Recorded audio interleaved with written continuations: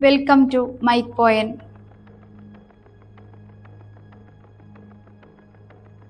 വാതിലുകൾ അടച്ചു. ട്രക്കുകൾ സ്കൂളിൽ നിന്നും ദൂരേക്ക് പോയി. തൊട്ടു പിന്നാലെ ഞങ്ങൾ വെടിയൊച്ചകൾ കേട്ടു. മുറിയിലുയർന്ന കൂട്ടനിലവിളിൽ ജനാലക്കരികിൽ ഞാൻ വീണുപോയി. അവരെ അവർ കൊന്നു. സ്ത്രീകൾ ഉച്ചത്തിൽ അലറി വിളിച്ചു. അപ്പോഴും നിശബ്ദരാകാൻ ഭീകരർ ആവശ്യപ്പെട്ടുകൊണ്ടിരുന്നു. എൻ്റെ അമ്മ നിശബ്ദയായി ചലനമറ്റ പോലെ നിലത്തിരിക്കുന്നുണ്ടായിരുന്നു. ഞാൻ അവർക്കരികിലേക്ക് ഓടി. എൻ്റെ ജീവിതത്തിൽ എപ്പോഴൊക്കെ ഭയപ്പെട്ടാലും ഞാൻ അമ്മക്കരികിലേക്ക് ഓടിപ്പോകും. സാധാരണ എൻ്റെ മുടിയിൽ തലോടി അമ്മ പറയും, സാരമില്ല നാദിയ.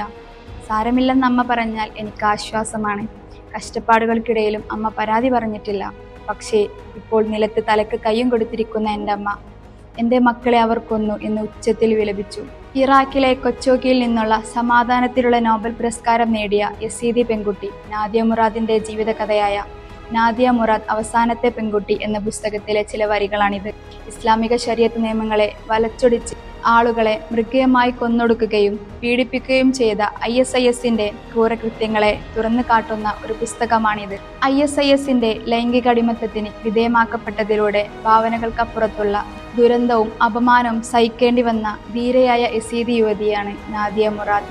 നാദിയയുടെ 6 സഹോദരന്മാർ കൊല്ലപ്പെട്ടു. താമസിയാതെ അമ്മയും. അവരുടെ മൃതദേഹങ്ങൾ കൂട്ടക്കുഴിമാടങ്ങളിലേക്ക് വലിച്ചെറിയപ്പെട്ടു. എങ്കിലും അവൾ ചെറുത്തുനിന്നു. ന്യൂയോർക്കിലെ മാധ്യമപ്രവർത്തക ജന്ന ക്രയോസ്കിയാണ് ഈ പുസ്തകം എഴുതിയത്. മലയാളത്തിലേക്ക് വിവർത്തനം ചെയ്തത് മാധ്യമപ്രവർത്തക നിഷ പുരുഷോത്തമനും. മലയാളത്തിൽ പ്രസിദ്ധീകരിച്ചത് മഞ്ചൂർ പബ്ലിക്കേഷനാണ്. പരാജയത്തിൽ നിന്നും പ്രതിസന്ധികളിൽ നിന്നും പറന്നുയർന്ന പറക്കുവാനുള്ള പോരാട്ട വീരത്തിൻ്റെ പ്രതീകമായി നാദിയ മുറാദിൻ്റെ ഈ ജീവിതകഥ നമുക്ക് വലിയൊരു പാഠമാണ് നൽകുന്നത്. ഓരോ സന്ദർഭങ്ങൾ വിവരിക്കുമ്പോഴും വായനക്കാരൻ ആ കഥയിലൂടെ ജീവിച്ചു കൊണ്ടിരിക്കും.